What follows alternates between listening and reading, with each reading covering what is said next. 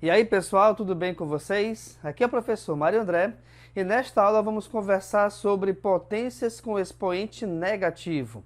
Não se esqueçam que dentro de uma potência nós temos três elementos, que são a base, o expoente e o resultado, que é a chamada potência. O que acontece? Antes de eu te explicar aqui essa fórmula, vamos só pensar aqui no seguinte, tá? Vamos supor que eu tenha 2 elevado ao cubo. O 2 aqui nesse caso é a nossa base e o 3 é o nosso expoente. O que me diz a regra da potenciação? Eu tenho que pegar essa base e repeti-la uma quantidade de vezes igual ao valor numérico do nosso expoente. Logo então, como o nosso expoente aqui é 3, eu vou pegar essa base que é 2 e repetir 3 vezes. E todos esses valores, ou esses três elementos, serão fatores, pois eles deverão obrigatoriamente estar envolvidos em uma multiplicação. Então vamos lá. 2 vezes 2 é 4, 4 vezes 2 é igual a 8. Isso quer dizer então que 2 elevado ao cubo é igual a 8. Beleza. Vamos pensar aqui a mesma coisa, só que agora o nosso expoente é menos 3. E aí ferrou um pouco, por quê?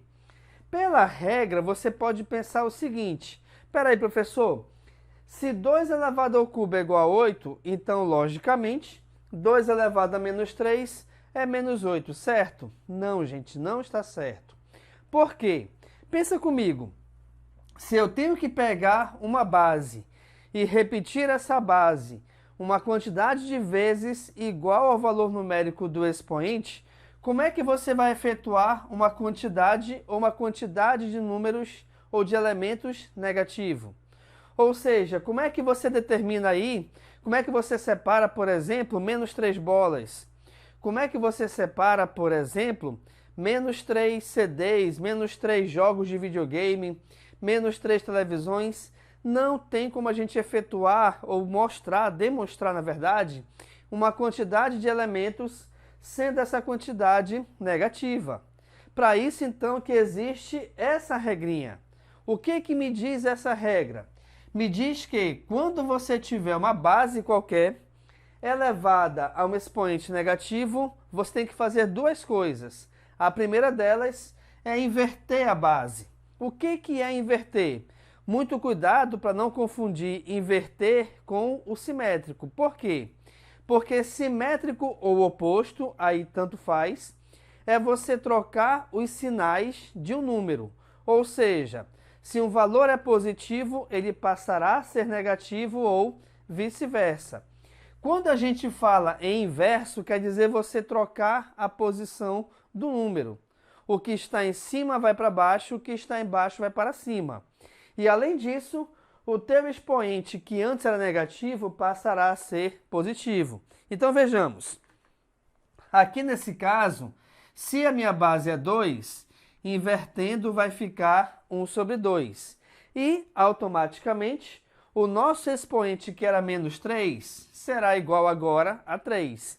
Espera aí, mas por que o inverso de 2 é 1 sobre 2? Pensa comigo. Todo número que é inteiro, ou seja, todo número que é sozinho, vamos dizer assim, né, que não tem fração, não tem vírgula, não tem parte decimal, ele é chamado de número inteiro. E esse número inteiro, ele pode ser escrito como sendo uma divisão por 1. Mas esse número 1, ele não tem a obrigação de estar ali aparecendo para a gente a olho nu. Mas saiba que ele existe. Então, quando você inverte o 2 sobre 1, passa a ser igual a 1 sobre 2. E aí, pessoal, olha lá. Fazendo a analogia com o que eu estou resolvendo aqui com a fórmula, reparem que essa fração ela está entre parênteses. E sempre tem que estar por quê? Porque o expoente vale para o numerador e também vale para o denominador. Sendo assim, repara, 1 elevado a 3 é 3, 1 elevado à terceira é 1, e 2 elevado à terceira é igual a 8, como nós vimos aqui acima. Sendo assim, então, 2 elevado a menos 3 é igual a 1 sobre 8.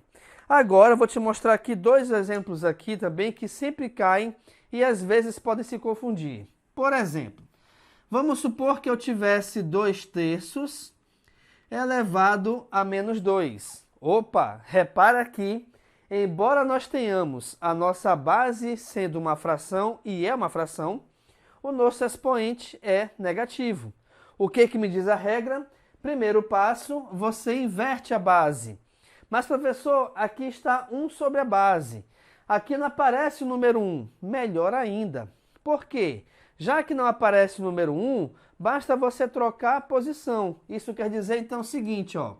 O 3 que está aqui embaixo vai para cima, o 2 que está em cima vai para baixo. E, além disso, o nosso expoente, que era menos 2, passará a ser igual a 2. E aí você tem que resolver a potência 2, né, a potenciação 2, dessa base que é uma fração. Então, veja, 3 elevado ao cubo é 9, pois 3 vezes 3 é 9, e 2 elevado... Opa, eu falei 3 elevado ao cubo, desculpa, voltando. 3 elevado ao quadrado é 9, porque 3 vezes 3 é 9, e 2 ao quadrado é 4, porque 2 vezes 2 é 4. Outra dica importante é a seguinte: sempre que você for trabalhar com uma fração, sendo essa fração um resultado final de uma operação qualquer, sempre verifique se você pode simplificar essa fração. Detalhe: se antes de resolver a potenciação, a fração não poderia ser simplificada, então automaticamente o seu resultado também não poderá ser. Tá beleza? Uma outra dica também é a seguinte: vamos supor que eu tenha 1 sobre 2 elevado a menos 2. Opa! O que me diz a regra? Já que o expoente é negativo, o primeiro passo é nós invertermos essa base. Ao invertermos 1 sobre 2, eu vou passar a ter 2 sobre 1. E o expoente que era negativo passará a ser positivo. Mas não se esqueçam que qualquer valor numérico dividido por 1 é ele mesmo. Sendo assim, 2 dividido por 1 é 2. E nós temos que 2 ao quadrado é igual a 4. Beleza, galera? Outra coisa bem importante aqui é a seguinte: vamos supor que eu tenha, por exemplo, uma adição de fração elevada a um expoente negativo. Eu não vou resolver aqui totalmente, tá? Mas, não, vou resolver sim, vamos lá. 1/3 mais 1/2, ou meio, é igual a quanto? Primeiro passo, 3 vezes 2 é 6. E aqui eu vou somar esses valores que vão ser, aqui o resultado, na verdade, vai ser o nosso numerador. Então, 1/3 mais meio é igual a 5/6. Isso é elevado a menos 2. Já que eu tenho também aqui uma fração elevada a menos 2, o que nós temos que fazer?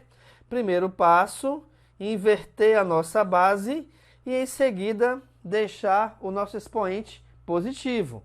E agora sim, 6 ao quadrado é 6 vezes 6, cujo resultado é igual a 36.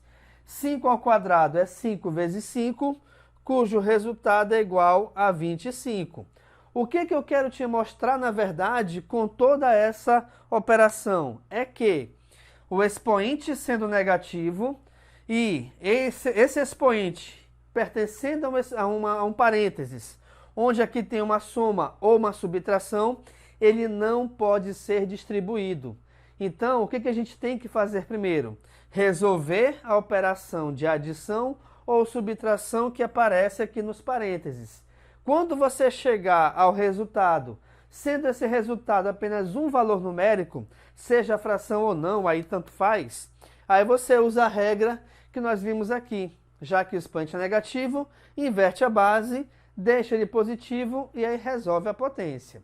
Beleza, pessoal? Então a gente finaliza aqui agora a nossa aula, onde eu te mostrei dicas e como a gente deve proceder para resolvermos potenciação com expoente negativo. E além disso, também te mostrei o que não deve ser feito.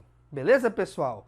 Então, se você gostou aqui da aula, dê aquele curtir, compartilhe o link da aula aqui com seus amigos em suas redes sociais e, se possível for, inscreva-se no nosso canal, o que vai me ajudar muito a produzir mais conteúdo para você. Valeu, pessoal, até a próxima!